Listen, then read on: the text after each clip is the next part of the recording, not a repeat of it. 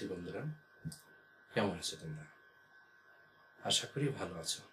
হয়তো একটু মন খারাপ তোমাদের, ঘরের বাইরে বেরোতে পারছো না, কিন্তু অবশ্যই বাসায় বসে পড়াশোনা করতে হবে।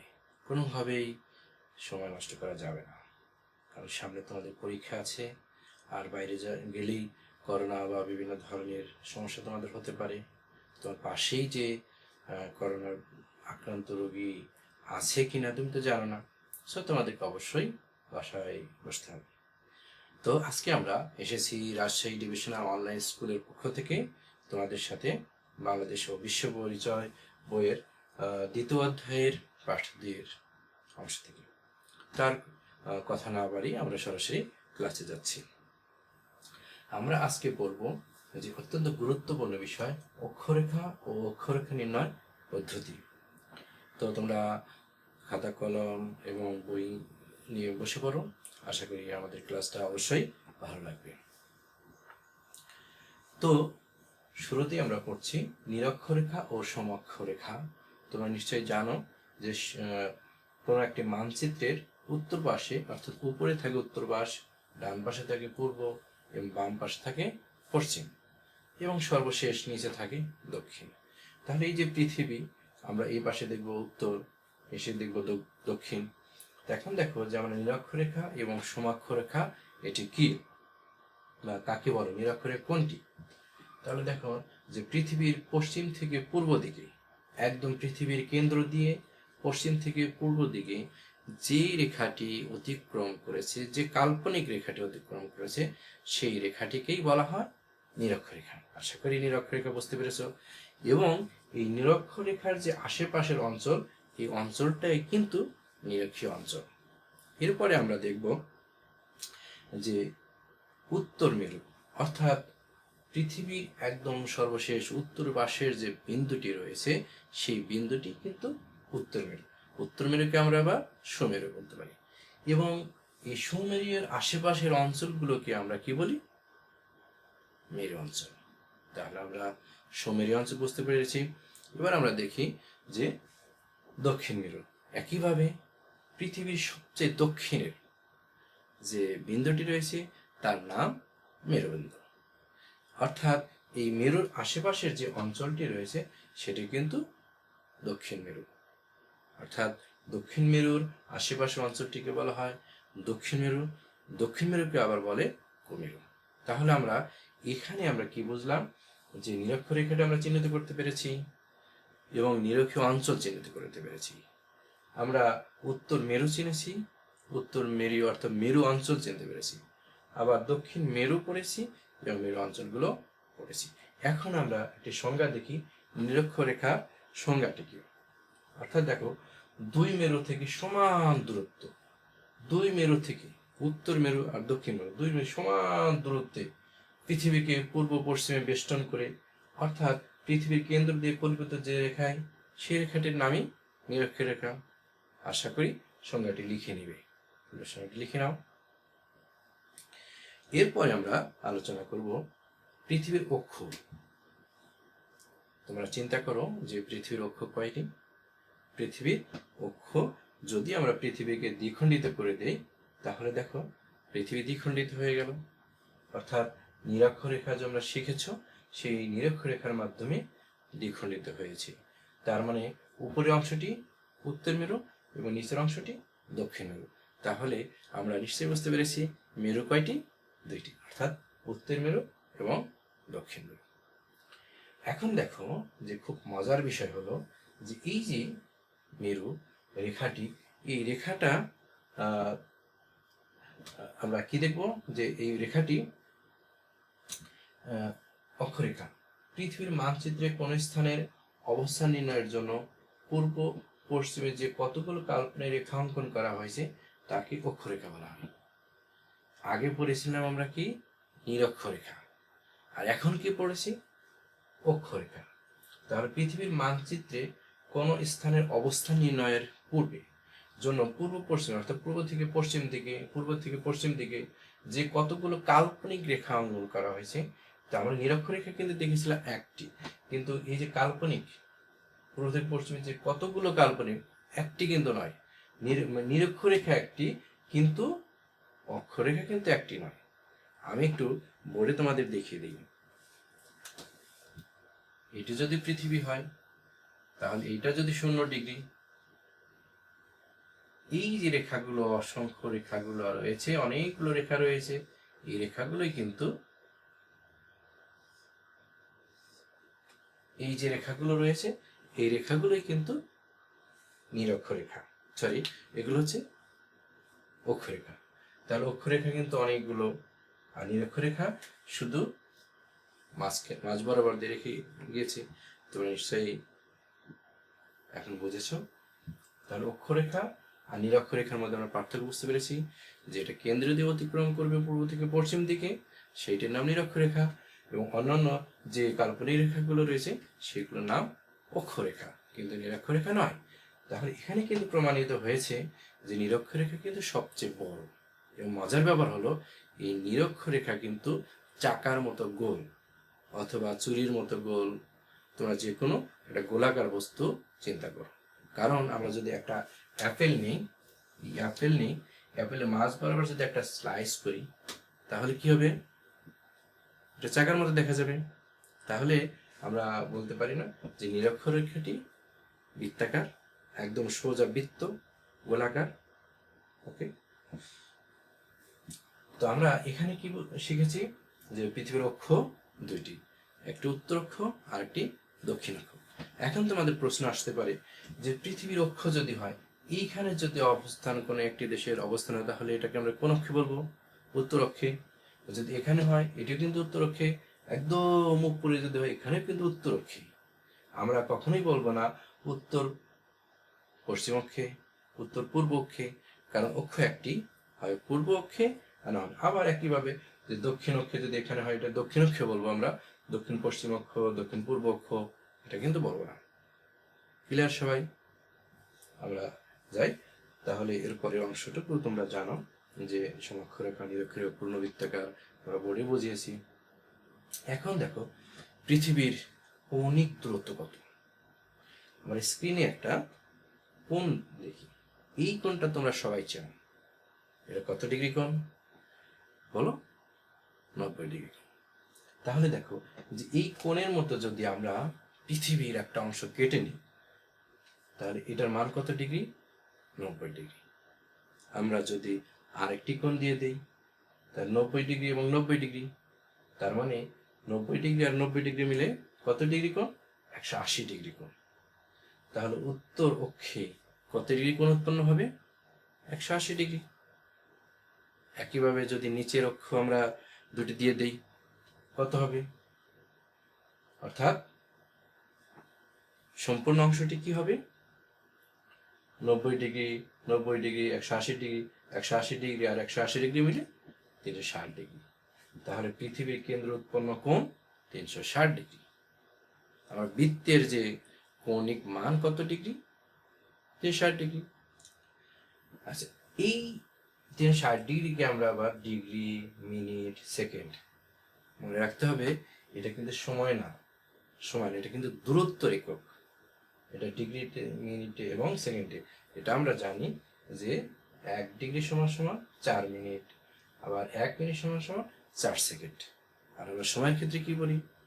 যে 1 মিনিট সমান সমান 60 সেকেন্ড, আবার 1 ঘন্টা সমান সমান 60 মিনিট।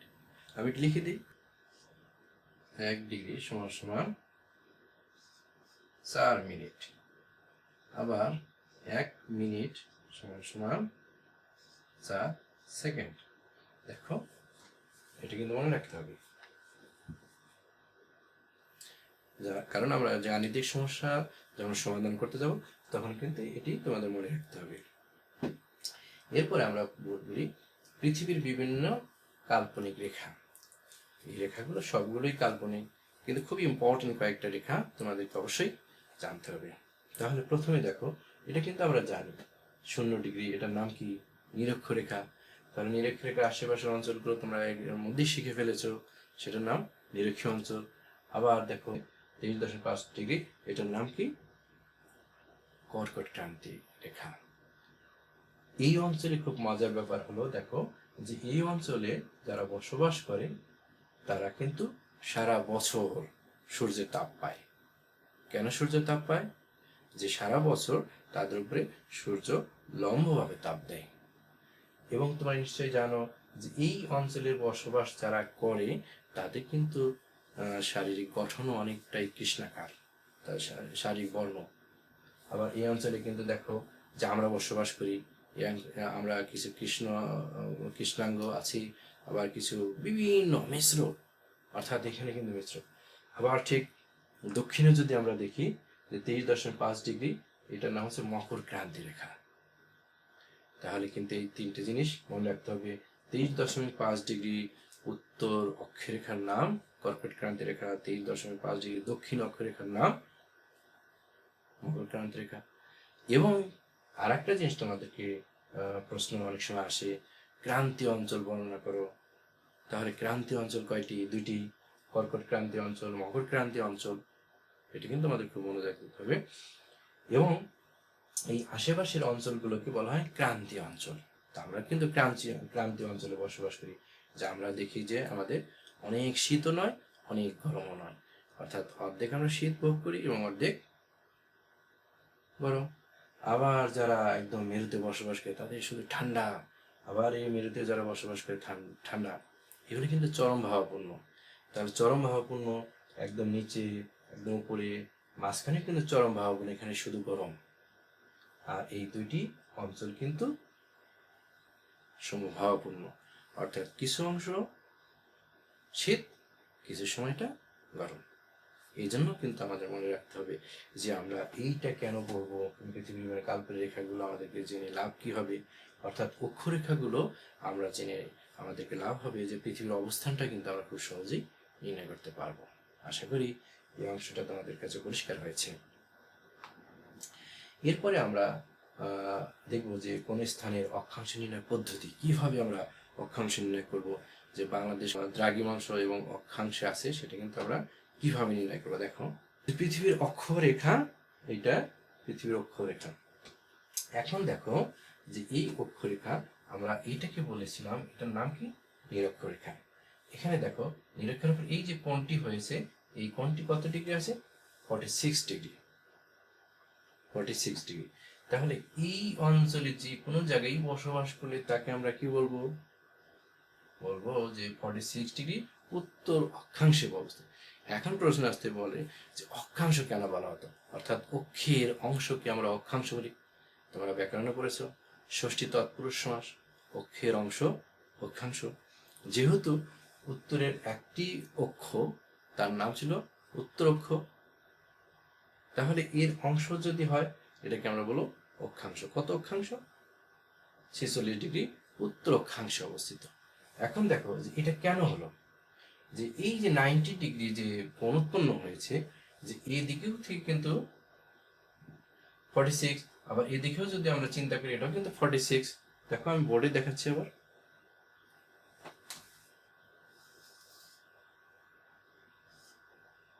দেখো এই যে রেখাটি, এটা আমরা 46 ধরলাম, তাহলে এটাও তো এদিকেও তো 46, এই অংশটির সাথে 46, তাই না? এই যে এই অংশটির সাথে 46, আবার এটাও 46। তার মানে এই অংশের যেখানে বসবাস করবে, ওই অংশে বসবাস করলে তাকে আমরা বলবো 46টি উত্তর অক্ষাংশে অবস্থিত। আবার যদি দক্ষিণ দিকে হয়, তাহলে এখানে দেখো এই যে রেখাটি আছে, এটা কত ডিগ্রি? আমরা এখানে 90 ডিগ্রি ধরলাম, তাহলে এখানে দেখো, এখানে এই মাঝ বরাবর দিয়ে দিলাম 50 ডিগ্রি। 50 ডিগ্রি কত ডিগ্রি?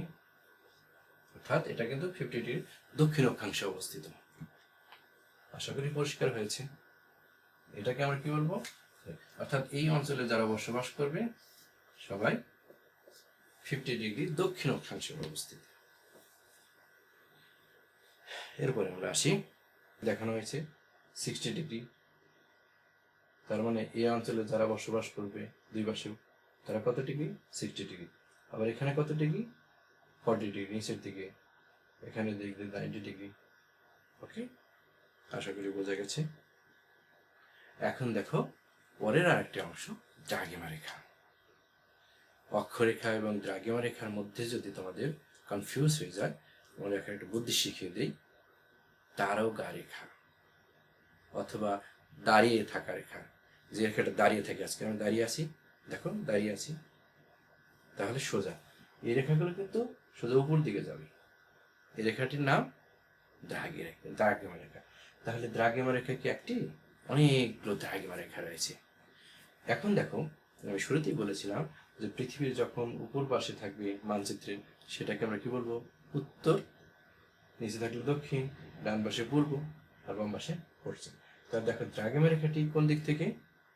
দক্ষিণ থেকে উত্তর দিকে, বা উত্তর থেকে দক্ষিণ দিকে কিন্তু যে রেখাগুলো কল্পনা করা হয়েছে সেগুলো হলো দ্রাঘিমা রেখা। এখন দেখো, এখানেও কিন্তু দেখিয়ে দেওয়া হয়েছে দ্রাঘিমা রেখা। দ্রাঘিমা রেখা বলতে কি বোঝায়? নিরক্ষরেখাকে ডিগ্রি, মিনিট ও সেকেন্ডে বিভক্ত করে প্রত্যেক ভাগ বিন্দুর উপরে উত্তর মেরু থেকে দক্ষিণ মেরু পর্যন্ত যে রেখা কল্পনা করা হয়েছে তাকে দ্রাঘিমা রেখা বলা হয়। সোজা কথা, এই যে রেখাগুলো দক্ষিণ থেকে উত্তর বা উত্তর থেকে দক্ষিণ থেকে যে রেখাগুলো কল্পনা করা হয়েছে সেগুলোই দ্রাঘিমা রেখা। তোমরা দ্রাঘিমা রেখার সংজ্ঞাটা একটু লিখে নাও। ওকে, ধন্যবাদ লেখার জন্য। এখন দেখো যে মূল মধ্যরেখা, আমরা এখন পার্থক্য বুঝবো দ্রাঘিমা রেখা এবং মূল মধ্যরেখার মধ্যে পার্থক্যটা কি। দেখো, যে আমরা পৃথিবীকে আবার দ্বিখণ্ডিত করে দিলাম। আগে দ্বিখণ্ডিত করেছিলাম কোন দিকে, আর এটা করলাম কোন দিকে? এটি দুটি দ্রাঘিমা হলো, একটা পূর্ব দ্রাঘিমা আর একটা পশ্চিম দ্রাঘিমা। তাহলে দ্রাঘিমা কয়টি? দ্রাঘিমাও কিন্তু দুইটি, একটা পূর্ব দ্রাঘিমা আর একটা পশ্চিম দ্রাঘিমা। এখন দেখো যে এই অঞ্চলে যদি বসবাস করে তাহলে বলবো পূর্ব দ্রাঘিমা, আর পৃথিবীর এই অঞ্চলে বসবাস করে তাকে আমরা কি বলবো? তার দক্ষিণ দ্রাঘিমায় রয়েছে। কোন একটি দেশ অথবা কোন একটি স্থান যদি যেই পাশে অবস্থিত হবে তাহলে সেটা আমরা বলবো যে পূর্ব পশ্চিম দ্রাঘিমায় বা পূর্ব দ্রাঘিমায় অবস্থিত। এখন দেখো, আমরা এখানে বলেছিলাম যে মূল মধ্যরেখা, তাহলে এই যে দক্ষিণ পৃথিবীর মাঝ বরাবর, এখন দেখো যে মাঝ বরাবর না, এটা কিন্তু একটা কল্পনা করা হয়েছে, এটা কিন্তু মাঝ বরাবর না, এটা ধরে নেওয়া হয়েছে যে লন্ডন শহরের একদম গিনিস মান মন্দির দিয়ে যে রেখাটি কল্পনা করা হয়েছে সেই রেখাটির নাম মূল মধ্যরেখা।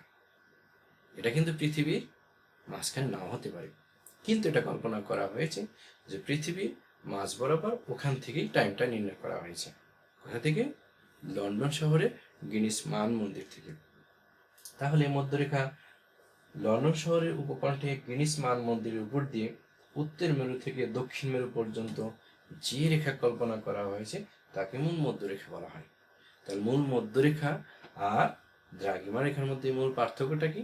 যেটা লন্ডন শহরের উপর কণ্ঠে দিয়ে অর্থাৎ গিনিস মান মন্দিরের উপর দিয়ে গেছে সেইটাকে কিন্তু আমরা বলবো মূল মধ্যরেখা।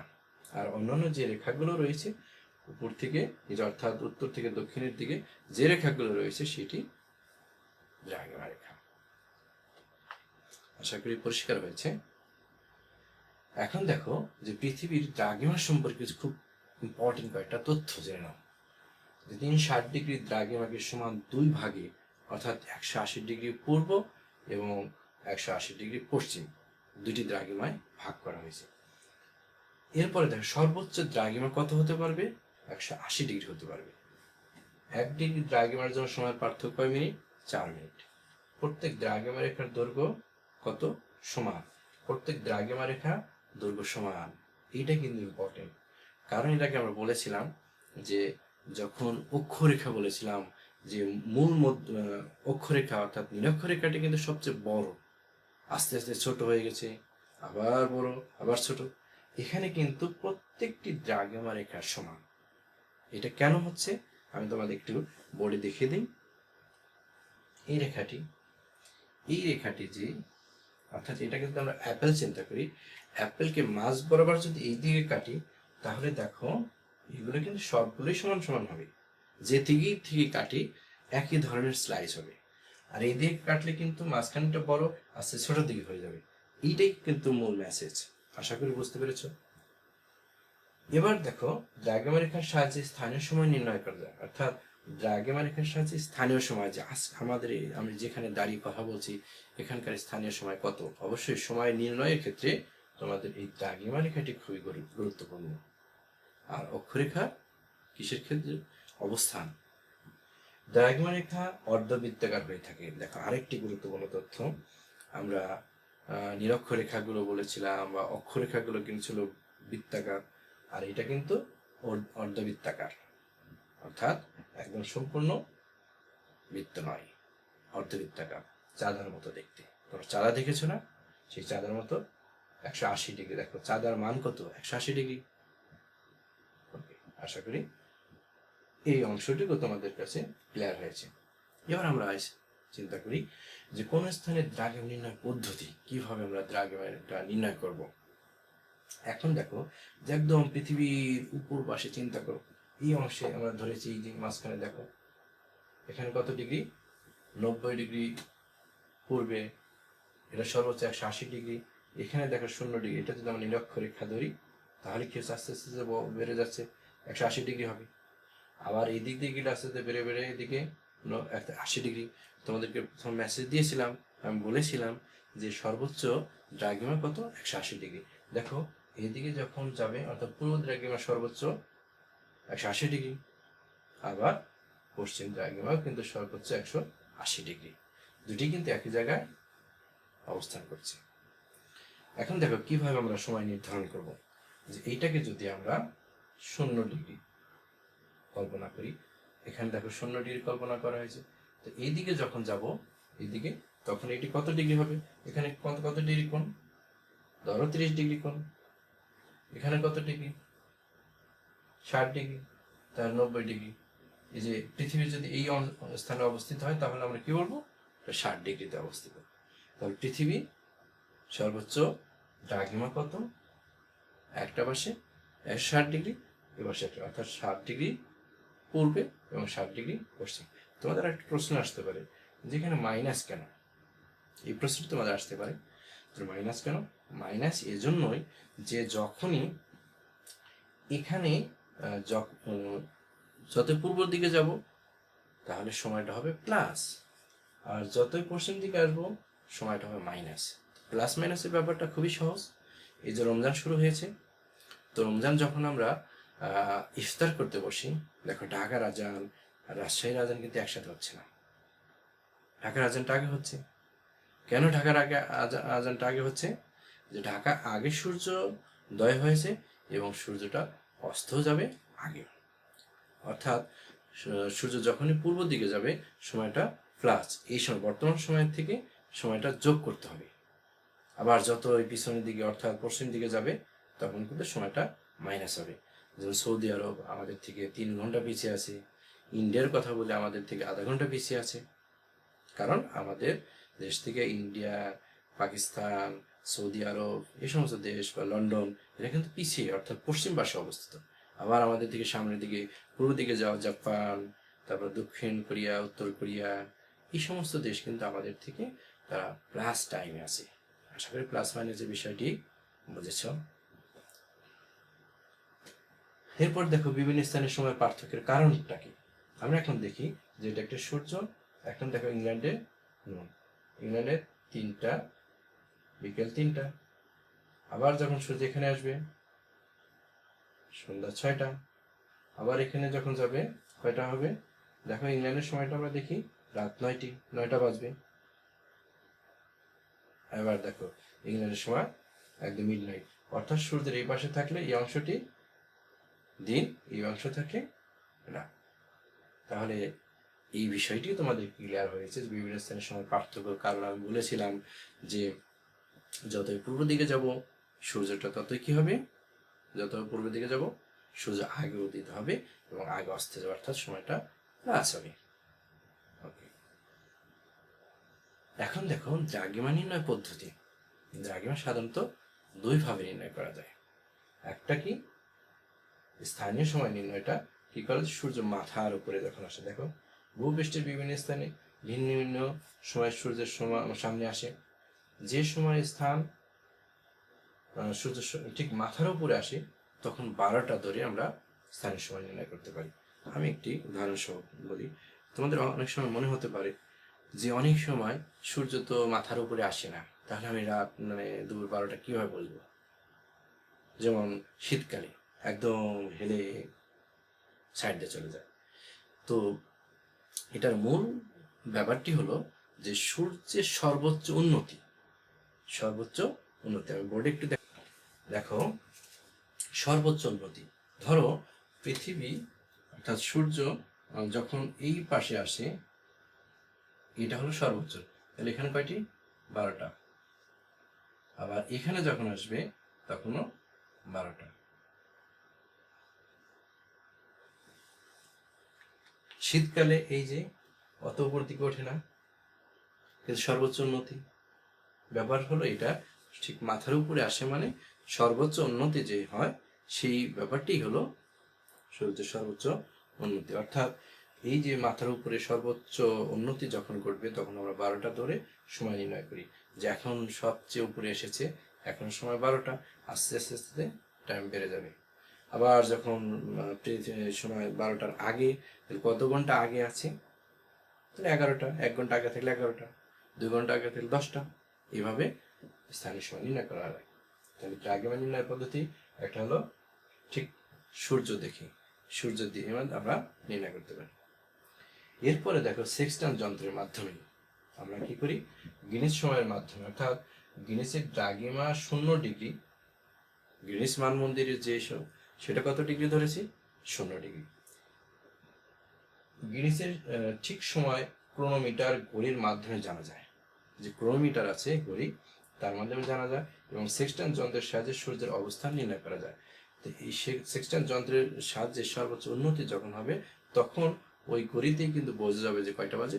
12টা। তাহলে লন্ডনে যদি 12টা বাজে, আমাদের 6টা বাজবে। লন্ডন যদি রাত 12টা বাজে, তাহলে আমাদের কয়টা হবে? একদম আরো আগে। তাহলে ওখানে যদি রাত হয়েছে, তার মানে আমাদের অনেক আগেই তো রাত হয়েছে, একদম ভোর 6টা হবে।